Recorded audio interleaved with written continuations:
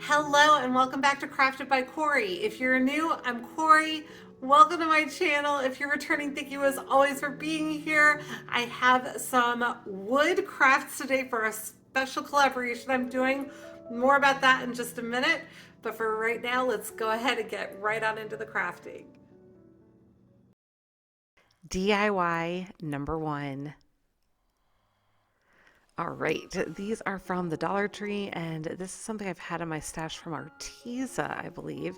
But these are meant to be used to kind of do a rub-on. I don't know how I ended up with two of the starfish in this pack. They were supposed to be three different ones, but I'm just going to be using this. I think this is called a scallop shell. I'm not positive, but I've got my air drying clay that I'm going to be using with this. I thought maybe we could use it as a shallow kind of mold. So I warmed up my clay, worked it a little bit until I was able to start rolling it out. I'm just using a thick wooden rod that I had. I gave up on the parchment paper because it was just sliding all over my table. But I rolled it out until it was maybe a 16th of an inch, maybe an eighth of an inch. Tested it out on the, I'm going to call it a mold because that's what I'm using it for. And it wasn't quite large enough, but my edges were super ragged. So I trimmed them off, added them to the middle, and I'm just rolling it out more. And I'm not so worried about this surface being completely smooth because it's going to be the back. So the surface that's up against my table will be the part that I put into the mold and will be the front. So once I had it to the right size, I went ahead and pressed it on down into the mold. And I'm going to kind of fold over some of the clay around the edges just to try to help it with consistency in its thickness all the way around. And I do want there to be a little bit of depth to it. So I want those edges at least to be decently thick. I ended up rolling this out probably thinner than I had planned, which is quite fine. It worked out really well in the end, but I'm just going to continue using that dowel on it to kind of press it into the mold and make sure that it's completely in there. Now I'm just going to peel it away. I'm peeling the mold away from the clay as opposed to the other way around. And I'm using my X-Acto knife to help kind of trim away the excess clay. Now I'm sure the X-Acto knife is probably not what I should be using. It's an old dull blade though that I had on there that I knew I was going to need to change out. So I figured no harm, no foul. So I'm just using that to scrape away those last little bits of the clay, smoothing out the edges a little bit with my finger so that they're not jagged, because again, that blade was pretty old. All right, now I have my wood square, and I'm going to use my Adirondack white chalk paint to give a couple of good layers of paint. Just going to make sure that I coat the entire thing, inside, outside, front, back, around in the middle, all over. And I did end up giving it two coats because I wanted the white to be nice and solid.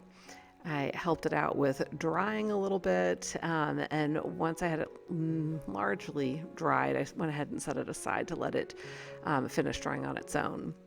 Now this is the air dried clay. I had used my heat gun on this a little bit as well, and I was being impatient, so it's not completely dry, but I went ahead and grabbed my Nantucket blue chalk paint, and I'm going to give it a really good coat of the Nantucket blue. I thought a little bit about trying to leave the texture visible this way, but I found it to be a little bit challenging to not cover in all of the gaps. So I opted to paint the entire thing, including the gaps, being sure not to saturate them because I didn't want the gaps to disappear. I wanted that texture to remain. And now I'm going to take my Adirondack white chalk paint with a chip brush, and I'm going to dry brush over this to bring out that texture and that design once again. I was so happy with the way this turned out. I wasn't sure if it was going to work, but it honestly worked better than I could have imagined. So really, really pleased with this. Once I had the dry brushing done, I was ready to go ahead and insert it into my tray. For lack of a better term, I'm using it as a frame, but using a generous amount of hot glue. The clay was still kind of cool to the touch, so I'm just making sure that I've got enough on there that it's not going to harden super fast before I'm ready for it to do that. And I pressed it on down and got it situated, made sure that it was evenly spaced. And I'm looking at this and thinking, I can leave it just like this, but I don't know, it seemed a little too white to me now. So I grabbed my elephant chalk paint with another chip brush, and I'm just kind of giving it a dry brush around the edge of the frame. I just wanted to give it a little bit more depth, a little bit more rusticness, so to speak. So that was what I opted to do in addition to the shell piece in the middle. Working my way all the way around all four edges and then just giving it a little bit more on that top surface, and that's it. I love this piece. I hope you love it too, but let me know what you think here.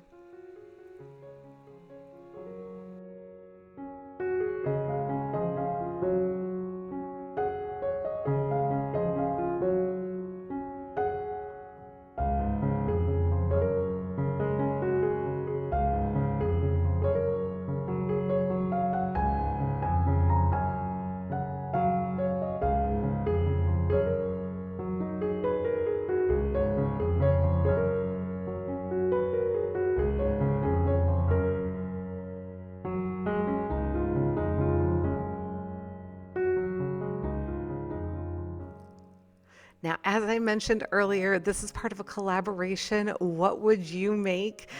This is being hosted by Connie's Woodworking and DIYs and my friend Brenda from Rustic and Lace DIY. I hope that you will go and check out their channels, give them some love, and then also be sure to check out my description box where there is a link to the other videos.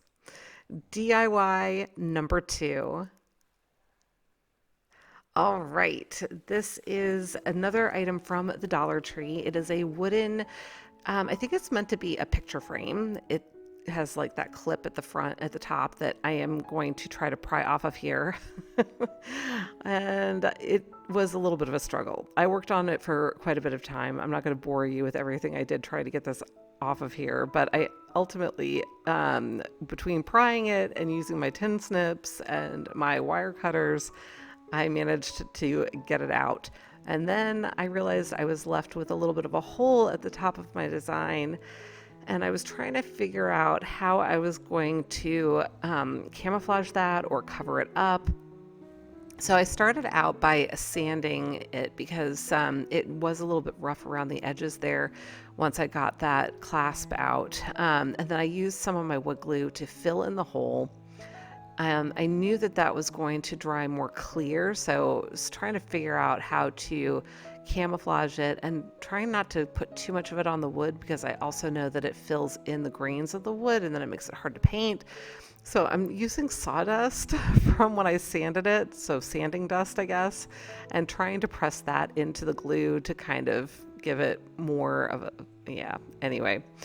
I've got my ocean chalk paint, my pool chalk paint, agave chalk paint, and I'm going to be using these now along with my Adirondack white chalk paint and with baby wipes. So I'm going to start with the agave and creating a horizon line. I'm essentially going to be trying to create an ocean scene here. I've done this in the past, and it was with a really large wood round, and I wanted to do this again because I loved the effect and the way that it turned out. And I had seen something else online that had just inspired me, and I wanted to do, I just love water scenes. I don't know what it is about them. But I'm going to be using the pool color now, and I'll blend that through.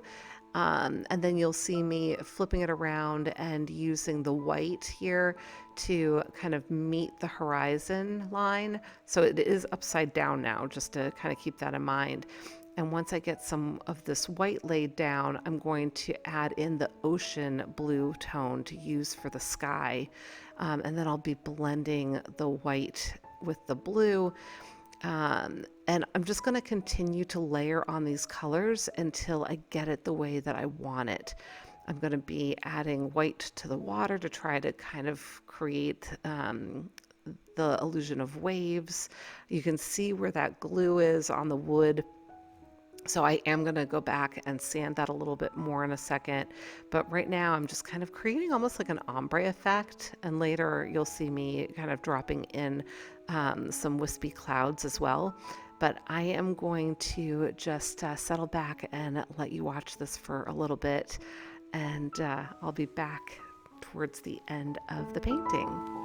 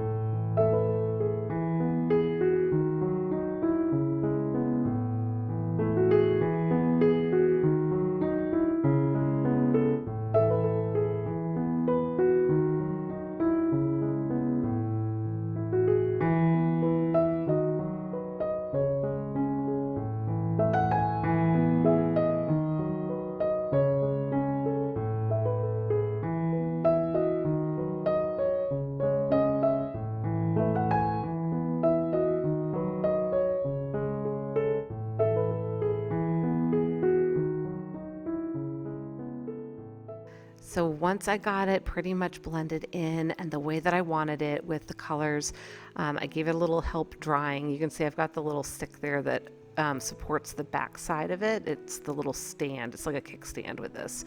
I noticed there were some rough edges here though, so I did opt to grab a clean piece of sandpaper and my sanding block, and I'm just very lightly going over some of the areas that I felt were a little bit rough, just to smooth them out and also help the picture. I'm going to go ahead and knock that kickstand into the back, and then this project is going to be all done. I hope you love this as much as I do, but leave me a comment and let me know what you think.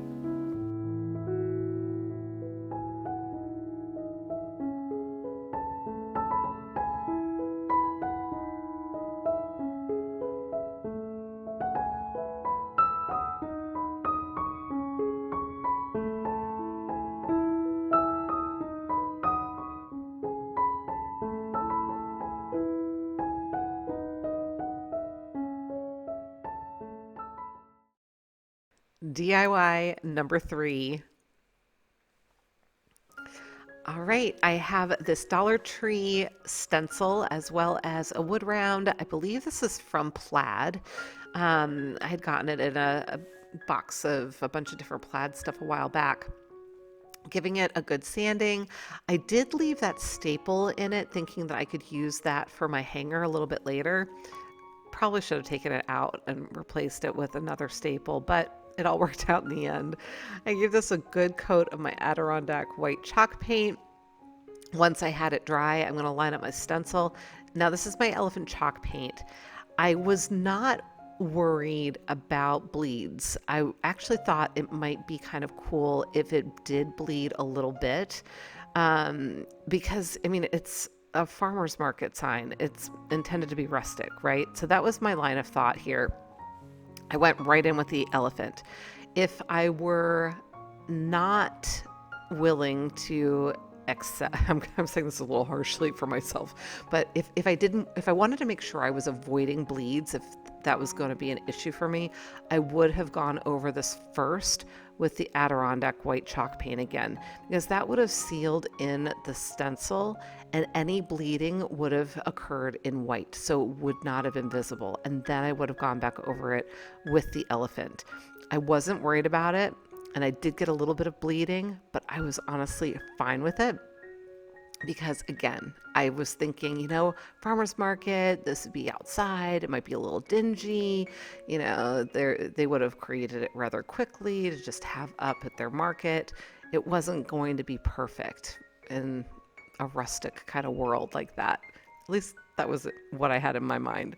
And so I was honestly pleased with the way this turned out. And I went ahead and you can see I did some dry brushing around the edges to kind of dingy it up a little bit more, make it a little distressed, coming in with the heat gun to dry that up. And then I am ready to add my hanger. This is where I struggled a little bit with getting my twine through that, underneath that staple. I'm using a piece of wire, kind of like threading a needle with a needle threader. I know there's probably a name for that, but I think you guys got the point of what I was trying to say. But I tied a knot in it. I'm banging, using my screwdriver to bang that staple back in, and there you have it.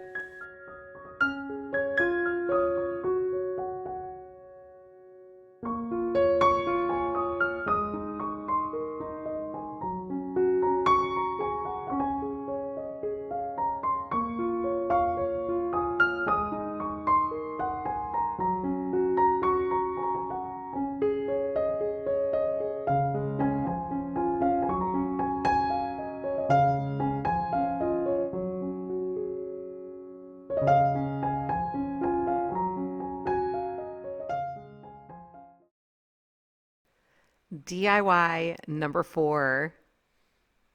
All right, this little rooster has been in my stash for a while. I believe he came in a box of goodies that my sweet subscriber Rose had sent to me a while back, and I wanted to use him, and I wasn't quite sure what to do with him.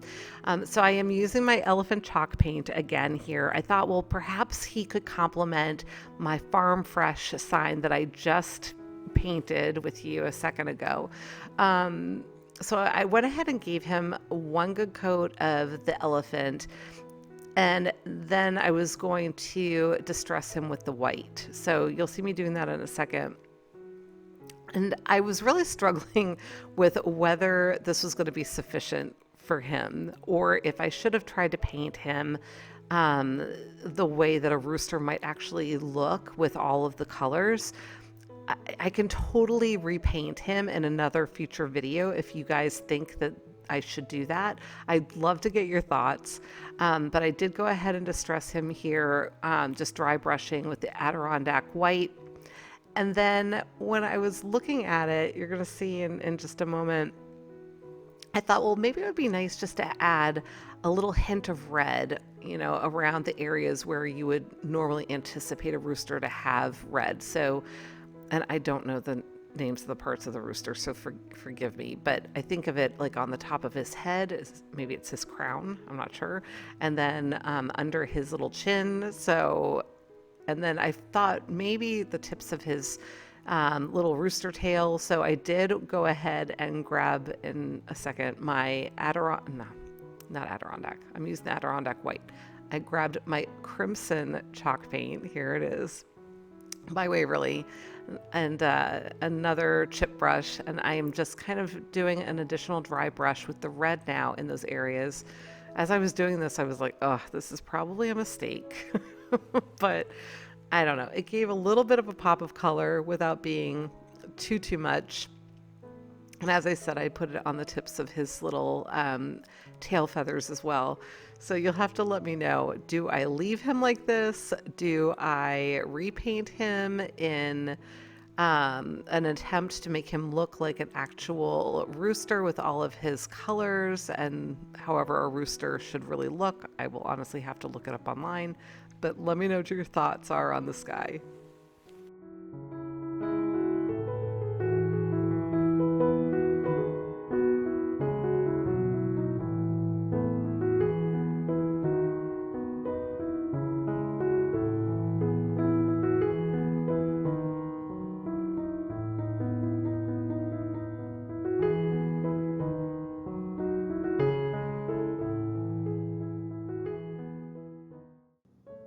Okay, everybody, that's it for today. If you enjoyed the projects, please remember to give me a big thumbs up, leave me a comment, let me know which one was your favorite. And remember to check out the other videos for this awesome collaboration. And until the next time, be well, be kind, and make it a great day. Thanks so much for watching and take good care. Bye.